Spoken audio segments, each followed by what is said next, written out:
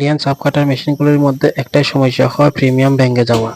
আর এই প্রিমিয়াম ঠিক রাখতে হলে আপনাদের মোবিল চেম্বারের মধ্যে মোবিল দিতে হবে। আমি দেখুন এই ভিডিওর মধ্যে কিভাবে এই প্রিমিয়ামগুলির মধ্যে মোবিল দিচ্ছি। মোবিল চেম্বারে একটু মোবিল আছে, তাই আমি আজকে এখানে আবার পুনরায় কিছু মোবিল দিয়ে দেব।